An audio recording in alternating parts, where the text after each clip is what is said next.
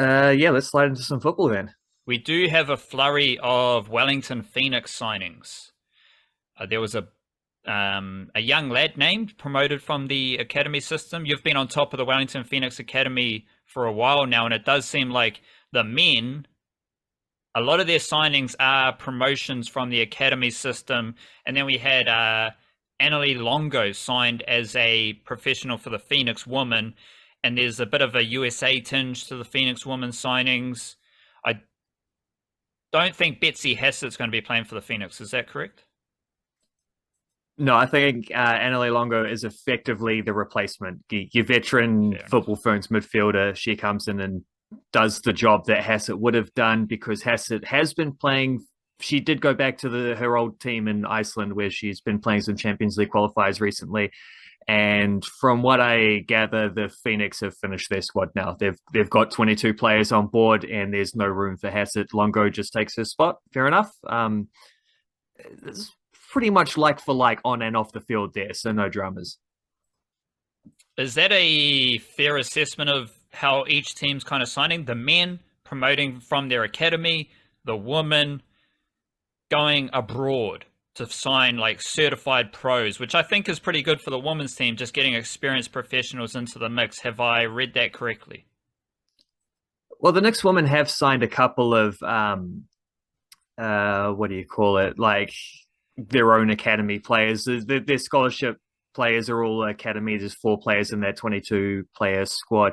The 22nd of which hasn't been announced yet. That's going to probably, unless she fails a medical or something, is going to be Riley Foster, who is a Canadian goalkeeper, former teammate of Michaela Moore's at Liverpool.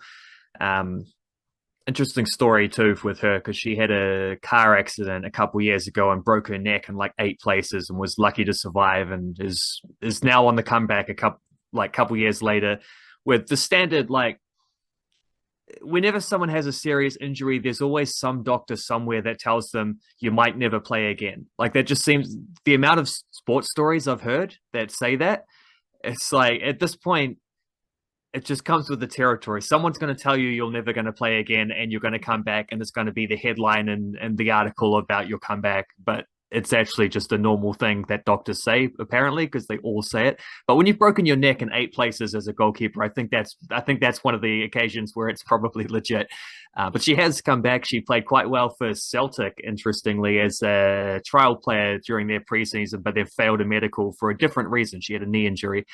Now she's trying out with the Wellington Phoenix. So it's one of those like Gary Hooper type ones where she's probably better than the Phoenix ability, but injuries have meant that other clubs don't want to risk it, and so the Phoenix get brought into the mix. And they also have Brianna Edwards, who's a very good. Uh, she's in the current Football Ferns squad. She's a very good option, emerging youngster kind of option. So they've got cover there. Um, but yeah, so who else have we got from the academy? Macy Fraser was given a full contract. I think she's probably their academy's not old enough to really have others, but I guess you could count Emma Main as well, maybe Mickey Robertson, but definitely they've got a chunk of players who have been with the team from year one still hanging about there. But certainly, like they've never signed an import player in their first 2 seasons, and now they're probably going to have 4 of them. That's definitely been a focus on how they're going to take this team forward and get a little bit more clinical, a little bit more like not finishing last would be nice. Whereas the men only seem to be signing academy players, which is a little bit of an issue. Isaac Hughes is the latest captain of the academy team. Real good. He was in the under 20 World Cup squad. I was, kind of thought that Lucas Kelly Hield might have jumped the queue when he got a deal ahead of Isaac Hughes, but then Hughes has got one too now, so no dramas. And also have been super impressed by what Kelly Hield did in the 2 FFA Cup games. That dude, he's like he's 2 meters tall almost. Like he's just a shade under, so he's as tall as like Peter Fulton. I think they're exactly the same height, and he plays left back / center back, and he's tidy with his touch. You wouldn't expect a big fella to be tidy like that, but he's got a real classy left foot, which I like. But yeah, the only 2 signings that the Phoenix Blokes have made outside of their own academy promotions have been Muhammad Al Tai, who's a sort of unproven defensive midfielder slash fullback cover. Aussie fella who's played about 20 odd games in the A-League, and Jack Duncan, who seems to be their backup goalkeeper. Like, that's it. They've lost players. They haven't replaced them other than with their academy guys. A little bit worried how that's going to look. They do still have an import spot available, and the signing of Hughes suggests they're not going to use it on an import centre-back, which was their initial plan. Chiefy already kind of said that they'd gone away from that plan, and I think that's completely the right thing to do, because I don't think they need that more defensive cover. I think they need some help up front. And hopefully they will use that. Hopefully they will use that last import spot on a creative player of some description, because I do think they need that. Relying a lot otherwise on players who didn't deliver for you last year doing the exact same job. And also Oscar Zavada, who did deliver last year, but like, can he have another season at that level when everyone knows he's the only focus and they can probably just stick 2 defenders on him to mark him out of games? That's a lot to ask. You need that variety of attack. And as much as I like Costa Barbarouses and David Ball and these guys, there is definitely questions over whether they are the same players they used to be at the age they are now. And there's a huge gap between them and academy guys pushing through. But they're, unlike the women's team, they haven't finished their squad. They've still got a few spots to go. There will be a lot of pressure on Bozidar Kraev to be more consistent. Certainly this year, he had a great start to the season and then was just less effective after that. And then who else is going to score some goals in there? Oscar Van Hattem's never scored an A-League goal. Ben Old has one and is dealing with an extended injury thing at the moment that he's trying to work through. And that's more or less it as far as their attacking options go. So they probably could use another midfielder, and they probably could use a couple more proven, goal scorers or creative players. A little bit concerned about how that goes, but there is a lot to like about what the women's team have been doing, and the way they've got all their business is nice and tidy, sorted out now. They've got a full squad pretty much, possible exception of this goalkeeper, as long as that gets done. They're looking good. They've amped things up. They've got things more serious than ever before. They're definitely targeting victories. The men's team, it's not that they're not targeting victories, but it does feel like maybe that if you're going to promote this many youth players, that can come at the expense of immediate results. You know what I mean? It's a very un-Black Caps way of operating. And I love the academy pathways. I love that stuff. But you do need to be signing from outside the squad as well if you want to be making a serious top 6 run. There was also a sneaky little football Ferns squad that was announced. What interests you? What intrigues you about that football Ferns squad? I think they're playing Chile, and I think for a lot of people, they've completely forgot about the football Ferns, let alone the individuals who are now playing overseas. We've talked about the players who picked up really notable, significant transfer deals to bigger clubs in Europe, and how none of them are going to the USA. What was kind of the headlines in the football Ferns squad, and are there any players in that football Ferns squad who you've seen, observed, and learned doing really impressive things in the Flying Kiwis department after the World Cup? Well, I'll tell you what, I think maybe one of potentially the most impressive in terms of actual performances. Like there've been some banger transfers, but as far as the performances, and some of those seasons haven't begun yet, or they're too early to say, but like maybe the most impressive over the last month or so has been someone who wasn't in the World Cup squad and is not in this squad either, which is Michaela Moore, who has just gone back to Glasgow City, has locked in under a new manager as well, which helps, has locked in a first 11 spot, has played all but one of their games, which was a midweek game where they rotated the squad a bit, just played 180 minutes in a couple of Champions League qualifiers. Glasgow City won both of them without conceding a goal. They beat Shelbourne of Ireland, and then they beat Gintra of Lithuania. Second time Lithuania's got a mention on this podcast today. and that means they're through into the second round of Champions League qualifying, which is a two-legged affair. And if you win, if you win over two legs against whichever team you get drawn against, you're in the Champions League group stages.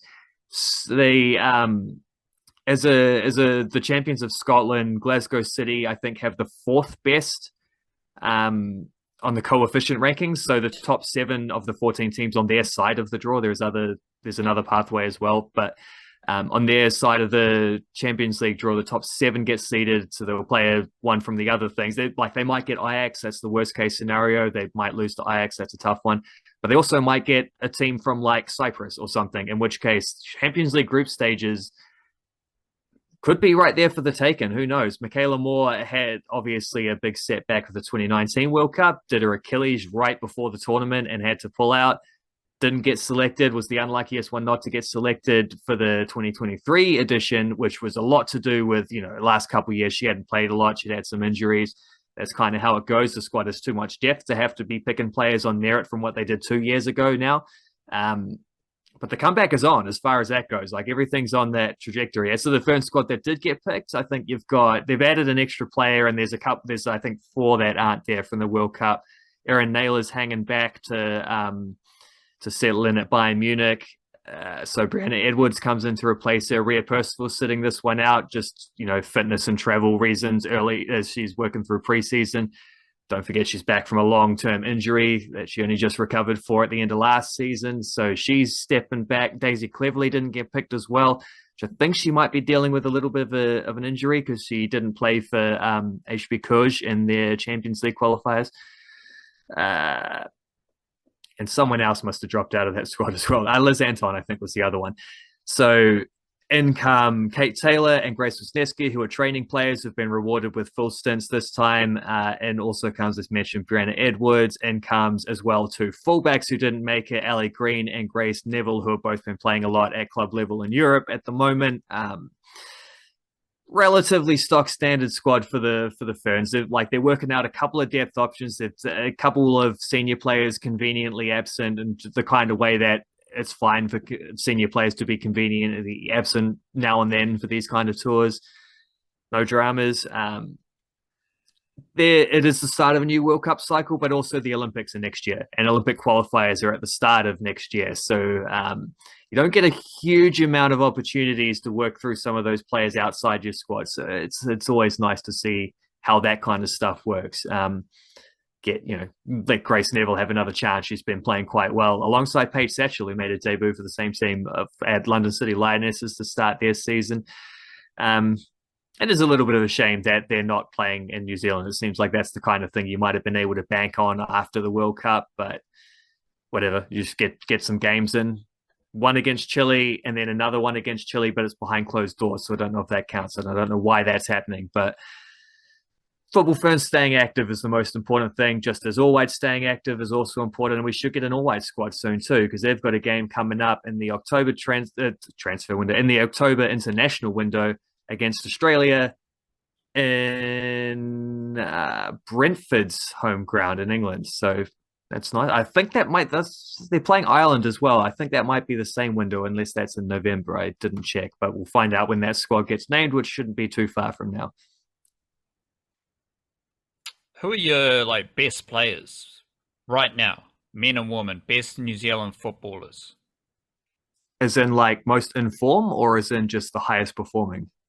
Like the top standard? Some sort of combination of everything. Right. Well, Abby Erceg just dragged her team to another cup final. They lost against her old club, actually, but she's been playing excellently lately.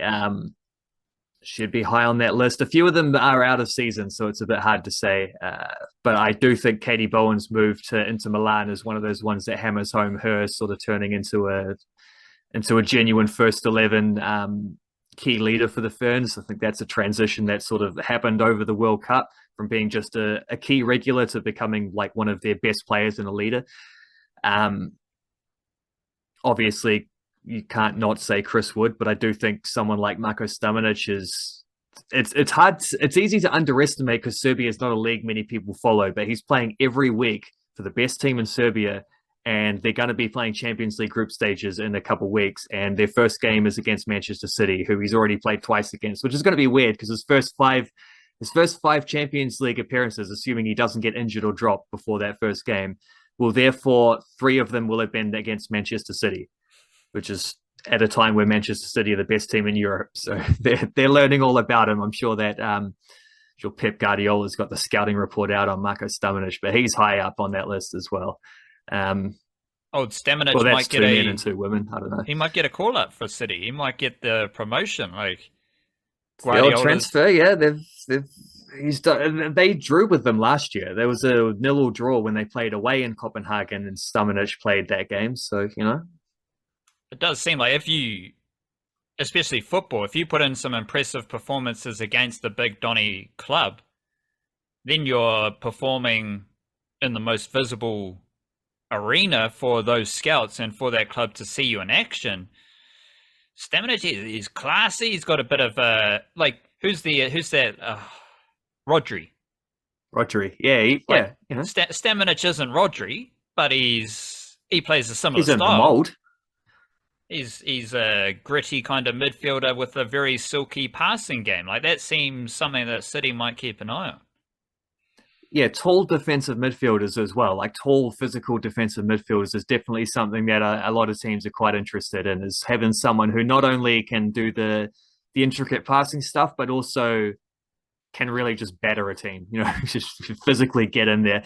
And that's a valuable thing. He's got a great profile, as the scouts would say. And, nothing is the industry that goes around scouting in a lot of sports, like you think about college basketball and stuff like that, is wild. Nothing gets scouted more deeper or sort of intricately than European football, though. Like if he's playing in the Champions League, people who need to know about him will know about him. That's for sure. It is interesting. Like the best players you mentioned, I actually said Football Ferns, and Abby Erceg doesn't play for the Football Ferns. She's retired from Football Ferns duty. But it is interesting. Yes. As you say, who are the best? Let's say, who are the best Kiwi footballers, men's and women's, right now? Well, one of them doesn't play for the Football Ferns, so it's a bit out of sight, out of mind for regular football fans in Aotearoa. The other one, Marko Stamenic, not many, maybe casual football fans and Kiwi sports fans will think that Marko Stamenic is one of, if not the best Kiwi footballer in the world right now. So it is an interesting idea where he might not be as good as Chris Wood, but at least top two contenders for this honor. They're kind of sneaky. They're a bit undercover. They're a bit low key. Erceg's not playing for the Football Ferns, and Stamenic is just going about highly consistent quality mahi in the Serbian league, playing Champions League. Yeah, and more obvious candidates for that, like Joe Bell and Libby Kakache, for example, just haven't. We'll see how Kakache goes this season, because he had a bright start, but this team sucked, and then he got dropped when they played Juventus. So I don't know how that's going to go when they come back out of the international window. But he's not played heaps over the last year. Like he's played enough at a very high level to sustain that, but it's also like he's not doing what Stamenic is doing, playing every single week. And Joe Bell just wasn't playing at all for Brøndby until he's moved to Viking now. Moved back to Viking. So like some of the obvious guys who you might have said is they've had like it's not car crash kind of stuff, but they've had the odd like little speed bump in their careers, normal stuff that happens. But yeah, Stamenic is probably just rolling on the up and up. He's been doing more than those guys. Like he's unreal what he's been achieving, and it has snuck under the radar to some extent. And I can't wait to see him just do this like in a team with those guys for the All Whites, because, yeah, I don't know, them Aussies not going to know what hit him soon.